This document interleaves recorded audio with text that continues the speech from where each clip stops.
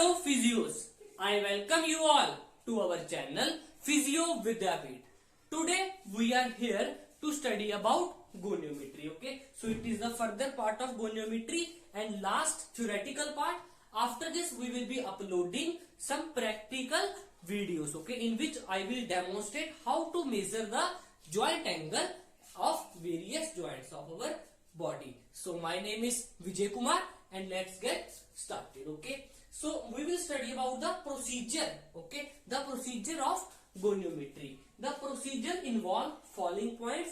All the points are very easy. Okay, so first is positioning, second is stabilization, third is alignment. Okay, third is alignment and fourth is recording and the fifth is procedure.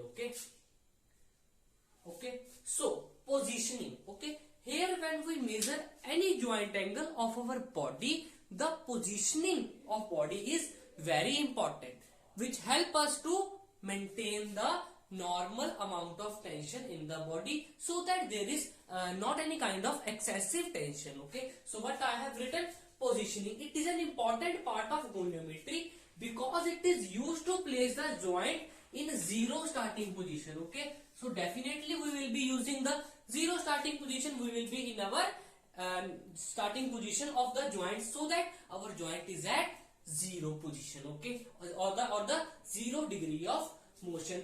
And to help stabilize the proximal joint segment, yes, the position should be such that the proximal segment is stabilized. Okay, proximal segment is stabilized. What happen if we do not do these things? Okay, it affects the amount of tension. See, this word is very important. It affects the amount of tension which is present in the soft tissue structure surrounding a joint. Okay, so I will give you an example. For example, you have to measure the hip flexion. Okay, hip flexion. You can lie on the couch or on your bed and you can do the hip flexion by keeping your knee extended.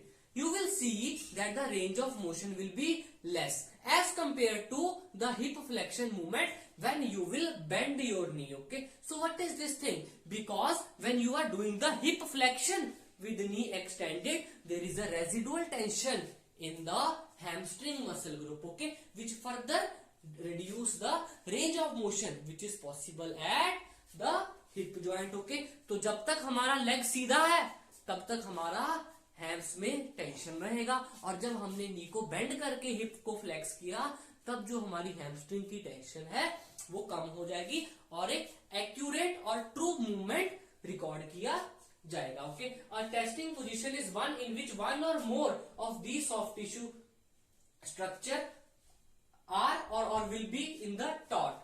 Okay, will become taut, result in more limited range of motion. See, क्या बोल रहे हैं कि जिस position में soft tissue muscle ligament taught है वहां पर मूवमेंट लिमिटेड होगा. सो whenever there is a position in which any of the soft tissue is taut, will be a more limited range of motion as compared to a position in which these structure are lax. तो इसका मतलब आप कह सकते हो कि जो हमारा नी एक्सटेंडेड है वो है एक टॉट पोजीशन और जब हमने नी फ्लेक्स करके हिप को फ्लेक्स करने की कोशिश की वो एक लैक्स पोजीशन थी. Okay, so this is the main concept of positioning. Okay, you need to understand at which position there is a tautness and at which position the joint is in the lax position. Okay, so now next point is stabilization. The recommended testing position help to stabilize the subject body and proximal segment. Okay, पूरी body भी stabilise हो और joint का proximal part तो stabilise होगा ही होगा so that the motion can be isolated to the joint. For example, अगर मैंने एल्बो की रेंज ऑफ मोशन को मेजर करना है तो शोल्डर को हमने स्टेबलाइज करना है, वरना इसको फ्लेक्स करते करते शोल्डर भी फ्लेक्स हो जाएगा और मूवमेंट आइसोलेट नहीं हो रहा.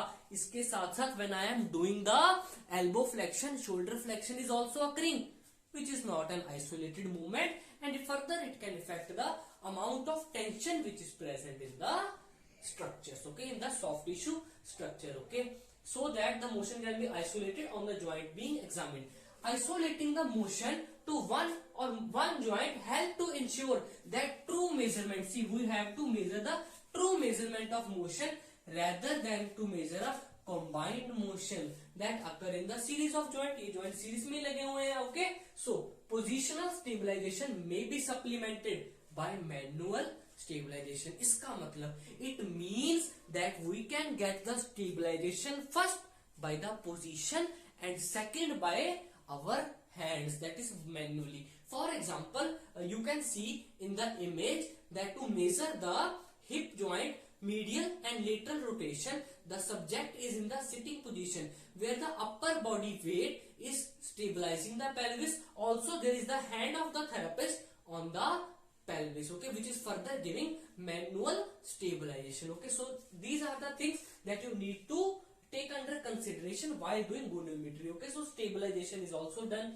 Then third is alignment. Okay, goniometer alignment refer to the alignment of the arm of goniometer. Okay, how we need to align the goniometer. Okay, goniometer with proximal and distal segment. You know that there are proximal and distal segment of the joints which are to be evaluated. See, instead of depending on soft tissue contour, okay, the examiner use bony landmark. Okay, bony landmark.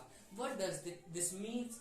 To measure the range of motion at any joint, we used to keep our goniometer not with respect to the soft tissue but to the bony landmark. For example, for shoulder we use acromion process. Okay, like this I will tell you the anatomical landmarks for each and every joint in our practical part. Okay, so for now you need to understand that we use anatomical landmarks to accurately visualize the joint segment, and the arm of the goniometer is often aligned parallel to the longitudinal axis of proximal segment, and moving arm is aligned parallel to the longitudinal axis of distal. Okay, so the arm, here you need to add one word, that it is the stationary arm. Okay, the stationary arm. Okay, the stationary arm is often aligned parallel to longitudinal axis of proximal segment. Okay, so this is our goniometer. You know that this one is the proximal part which is not movable. Okay, not movable, which is the stationary arm, while this one is the movable arm. So this stationary is usually kept at the proximal part, while this moving arm is parallel to the longitudinal axis of distal arm or the distal segment. Okay, for example, for the knee joint measurement, you can place this stationary toward the thigh and this toward the leg. Okay, but in some cases this positioning do not give us a reliable method. For example, in the elbow flexion. Okay, so for this we need a subject. See,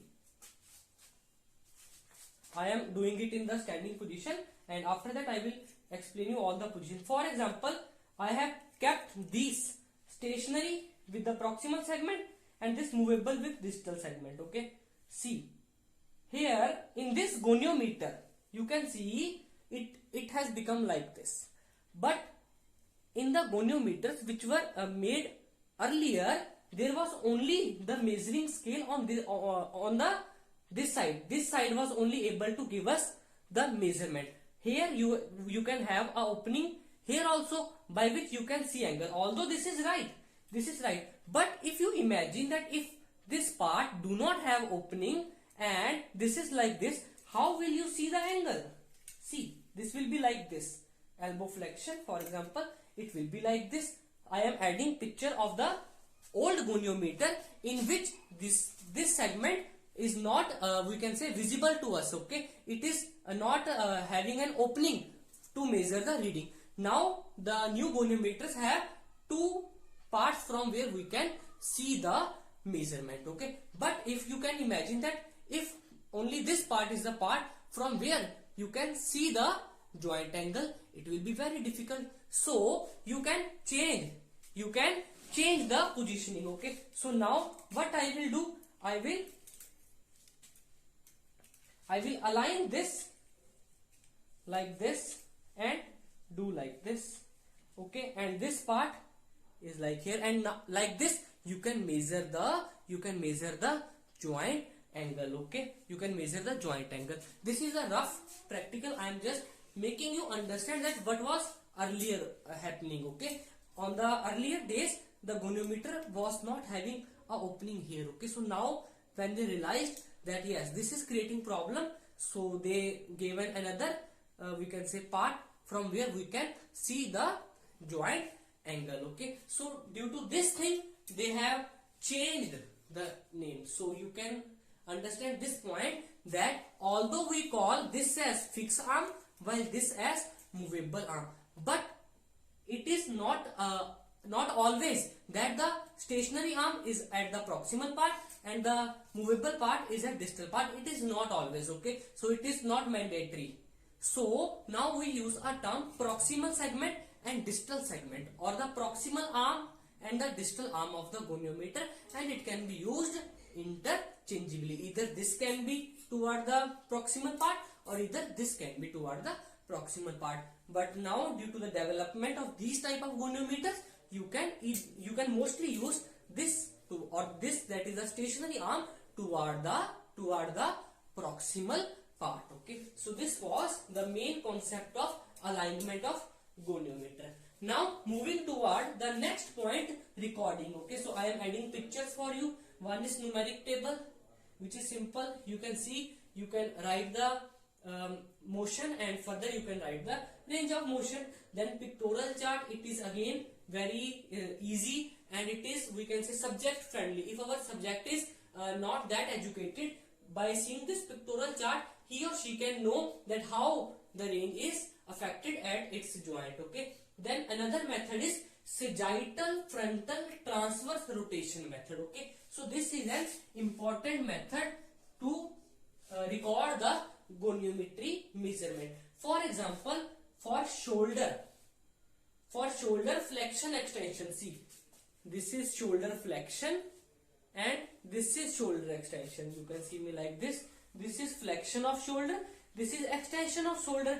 In which plane it occur? It occur in the sagittal plane. Yes, so for shoulder flexion and extension, it occur in the sagittal plane. That is why I have written this S. So S means the plane, and it is 50, 0, 70. For example, there is a subject which can do 50-degree extension and 170-degree flexion. So we can write this as shoulder sagittal plane 50, 0 and 70. Okay, which means that it can move from 0 to 50 for extension and 0 to 170 for flexion of shoulder. And I have written this for you, that 50 E 0 F. E means extension, then 0 is the neutral position, F is flexion. So this type of recording is based on the plane in which the movement is occurring. Okay, so flexion and extension of shoulder occur in the sagittal plane, so we can write S, and after that you need to write first extension. So it is 50, then neutral is 0, then 170 is the flexion. Okay, and for hip joint, hip flexion, hip joint, it is not flexion. F means frontal plane. Why? Because we will be writing about abduction and adduction. Okay, for hip abduction, see, I can make it like this. See, hip abduction, adduction, it will be like this. Okay, abduction, you can imagine that this is my hip joint. I will do abduction like this, like this. Okay, so here this abduction movement occur in this plane. Which is this plane? This is the frontal or the coronal plane. So I have written F here. F means frontal plane. So it is 40, 0, 15, which means the patient is doing 40-degree abduction, then 0 is neutral position and 15 degree of adduction. So by going to this side, it is going toward 40-degree abduction, and when it return, it do the adduction. This is also 10 degree. Okay, 15 degree. Okay, so this adduction is 15 degree. Okay, so this is about hip joint.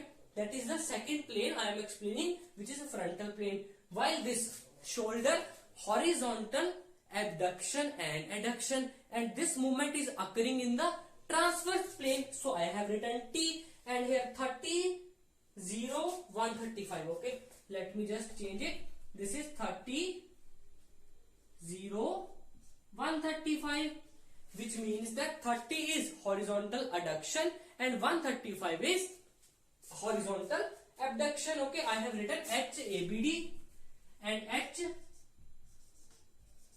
which means adduction. Okay, this thing, this EFABD, I have written for you to make it easy to understand that what you need to write first. Okay, extension is written first, abduction is written first, horizontal abduction is written first. Okay, this is horizontal abduction. I think earlier I did opposite. This is horizontal abduction, which is written as 30 degree, and then horizontal adduction is 135. This is horizontal abduction and this is adduction. Okay, so it was shoulder. Then hip joint rotation.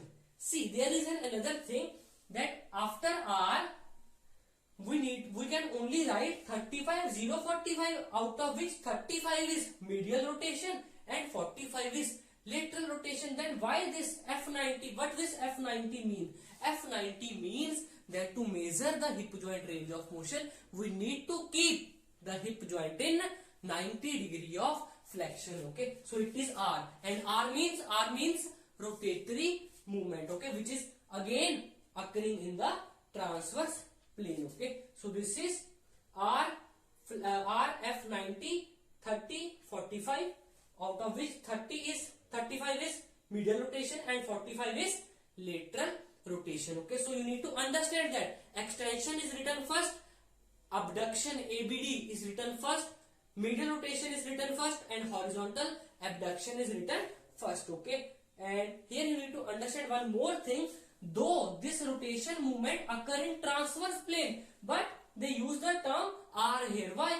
Because to differentiate it from the horizontal abduction and adduction of the shoulder. Okay, so that is why it's named as sagittal frontal transverse rotation method. Okay, so our last method of recording is American Medical Association Guide to Evaluation method. Okay, so this is, we can say, a bit more difficult. We cannot say it is difficult. It is more related to the further more concept. Okay, I will explain you this in a very concise manner so you can understand it well. Mostly we are using this recording system or this recording when the joint is affected. Okay, when the joint is not in the normal condition.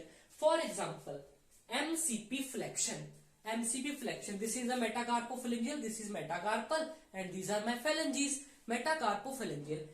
For flexion, you know that it will be like 0 to something. Okay, for example, it should be written as 0 to 45. But why I have written it as plus 15 to 45 degree? What does this mean? This means that my MCP joint is not in the neutral position, while it is in the position like this. What is this position? This is the hyperextension. Okay, this is the hyperextension. See, it is like this. It is not like this. Okay, not like this. It is bit in the extension. So this plus 15 means that joint is already in the 15 degree hyperextension, from which it is moving toward the flexion. Okay, so this plus denotes hyper extension. Okay, hyper extension. So you understand it now. Again I have written MCP flexion. You will say that, sir, you have to write it like 0 to 45, but no, I have written minus 15 degree to 45, which means that my MCP is already flexed. Okay, already flexed 15 degree, from where I am moving 45 further. Okay, already it is 15 degree and I am moving more. Already it is 15 degree, I am moving more toward the metacarpophalangeal flexion. And what does this negative means? This negative means extension lag. Okay, extension lag. Why it is known as extension lag? Because if my finger is like this, you will say that, sir, your finger is not properly extended to neutral, so it have a extension lag. Okay, so this is the American Medical Association guide to evaluation method. Okay, and the last point is procedure, which I will be explaining you when we will do the practical part. Okay, and after this you need to just understand the validity and reliability of goniometry, which we will study now, and our next video will be on the practical demonstration. Okay, so first of all we will study about reliability and validity of goniometer. So now we will study about the validity and reliability of goniometer. Okay, it is the last part of our theory of goniometry topic. Further we will study about practicals. What is validity and reliability? In simple words, if we say that validity means that how accurately the measurement is being measured by any instrument. Okay, Courier states that validity is the degree to which an instrument measure what it is proposed to measure okay, and the extent to which it fulfill the purpose. So it means that how the goniometer measure the joint angle and how accurately. Similarly, the weighing machine is used to measure our weight, how accurately the machine is doing the measurement of our weight. Similarly, inchy tape is used to measure the length of something and how accurately that inchy tape is used to measure the thing. Okay, so this means validity. Okay, so Courier states that validity is the degree to which an instrument measures what it is proposed to measure and the extent to which it fulfill the purpose. Stated in another way, एक और definition वो क्या है? The validity of the instrument refer to how well the instrument represent the true value of the variable of interest. Variable of interest मतलब अलग अलग चीजें. Goniometer कितना अच्छे तरीके से और कितना सही ज्वाइंट एंगल मेजर कर रहा है, वो क्या है? वैलिडिटी. ठीक है, वेइंग मशीन हमारा वेट कितना एक्यूरेटली बता रहा है विद मिनिमल एरर्स, वो क्या है? वैलिडिटी है. Okay, so it is called validity. The purpose of goniometer is to measure the angle of joint position or range of joint motion. So therefore the validity of goniometer measurement is one that truly represent the actual joint angle. Okay, actual joint angle or the total range of motion. Most support for the validity of goniometer is in the form of content validity. Okay, और ये content validity क्या होता है? Content validity is determined by judging. Okay, what is content validity? Content validity is determined by judging whether or not, क्या या नहीं एक an instrument adequately measure and represent the content or substance or variable. Okay, so content validity भी क्या है? एक similar सा ही term है जिसका क्या मतलब है? Content validity is determined by judging whether or not an instrument adequately measure the content और एनी सब्सटेंस. ओके, जैसे गोनियोमीटर एंगल को करेगा और वेइंग मशीन और एक हमारा बॉडी वेट को करेगी. ओके, सो ये क्या है? हमारा content validity. Okay, it is assumed that the angle which is created by the arms of universal goniometer with bony landmark truly represent the joint angle. मतलब कि ये बहुत रिलायबल है. जो हमारा यूनिवर्सल गोनियोमीटर की आर्म से एंगल बन रहा है, लगभग वही एंगल हमारा जो एनाटॉमिकल लैंडमार्क से बन रहा है वो रिप्रेजेंट करता है angle created by the proximal and distal bone which form the और कंपोजिंग द ज्वाइंट. ओके, सो एक बार फिर से रीड करेंगे. It is assumed that the angle which is created by the arm of universal goniometer with the bony landmark represent the angle created by proximal and distal segment of the bone which compose the joint. Okay, generally the accurate application of knowledge and skills which is combined with interpreting that result in the measurement of range of motion. Okay, and only provide the sufficient evidence to ensure the content validity. Okay, so content validity को ensure करने के लिए हमें application of knowledge, skills and it is again combined with interpreting the result. Okay, कितना अच्छे से how better we interpret the joint angle which is created by the goniometer. Okay, so this is validity. Okay, so in simple words, validity is how accurately and particular instrument measure what it is used for. Okay, weight कितना अच्छे से major किया जा रहा है weighing scale से. Okay, length कितनी अच्छी मेजर की जा रही है किसी इंची टेप से, कितना एक्यूरेटली एंगल को मेजर किया जा रहा है गोनियोमीटर से. Okay, so it is the validity. Similarly, reliability. Okay, it refers to the amount of consistency between successive movement of same variable. See, validity क्या था कि कितना अच्छे से एक चीज को मेजर किया जा रहा है, और रिलायबिलिटी क्या है कि अगर आज मैंने कोई जॉइंट एंगल को मेजर कर लिया और कल कोई और उसी पर्सन पे उसी जॉइंट के एंगल को मेजर करे, क्या वो सेम आ रहा है कि नहीं. मतलब when we are repeating the same thing, either the result is coming same. For example, somebody came and she measured my elbow flexion. Okay, it come x degree. Okay, and then another therapist come, he or she again measure my elbow flexion, again the value should be same. Okay, for example, पहले मान लो मेरा shoulder flexion एक person ने major किया, आया 180 degree.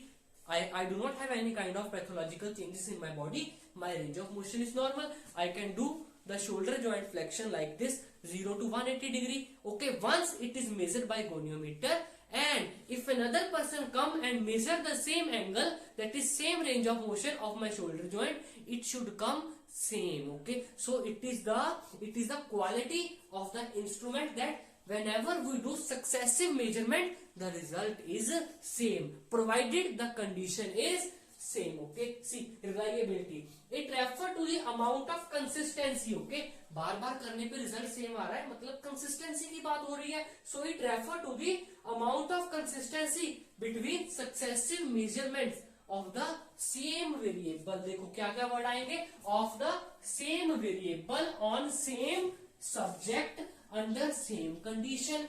Same angle को same condition में और सेम हमने जो सब्जेक्ट है उसके ऊपर मेजर किया. Same variable, same subject and same condition. Okay, a goniometer measurement is highly reliable if successively measurement. क्या बात है, मतलब कि जो हमारा गोनियोमीटर है वो एक बहुत रिलायबल मेथड है to measure the joint angle.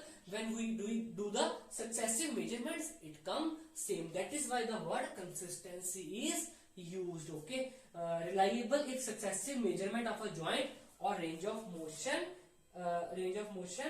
on some subject and under same condition.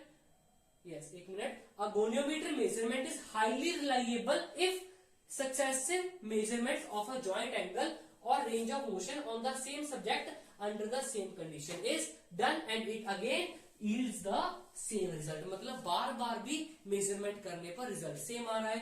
पहले कोई आया गोनियोमीटर लेके मेजर किया 180 डिग्री, अगेन कोई और आया फिर 180 डिग्री आया, which means that goniometer is a reliable instrument. Okay, we can rely on the measurement which is given by the goniometer. Okay, for example, a highly reliable goniometer measurement could be used to determine the presence of joint range of motion limitation to evaluate progress. See, simple words में हम कहें कि जो एक बहुत ही ज्यादा reliable instrument है, जैसे कि ये लिखा, a highly reliable measurement contain a very little error. Okay, very little error of measurement. Okay, so for this thing we can say that a highly reliable goniometer can be used to measure the progress or total amount of limitation. What are the further goal of rehabilitation? See, वही लिखा है, a highly reliable goniometer measurement could be used to determine the presence of joint range of motion limitation, evaluate the patient progress toward rehabilitation goals and to evaluate the patient progress कि पहले इतना आ रहा था, अब treatment के बाद इतना आ रहा है. मतलब हम इसको यूज करके हम चेक कर सकते हैं कि क्या हमारा प्रोग्रेस हो रहा है in a particular patient. Okay, and to assess the effectiveness of therapeutic intervention, obviously if there is any kind of pathological changes in my any joint, then the range will be restricted. For example, my shoulder joint flexion is only 90 degree. Okay, first of all you will measure my shoulder joint flexion movement and you will write that yes, it is 90 degree. After you will do my treatment by various therapeutic modalities and exercises, you will see that my range of motion is increased. You will see that yes, now it has reached to 180 degrees. So you can compare that initially it was 90 and now we have reached to 180 degrees. So that is why it is written that it is also used to evaluate the patient progress toward rehabilitatory goals and to assess the effectiveness of treatment. Okay, so this is whole about the topic in which we studied about procedure and then about the validity and reliability. Okay, so this is the last part. With next part we will be studying about practical parts. Till then you keep on studying. Thank you to one and all.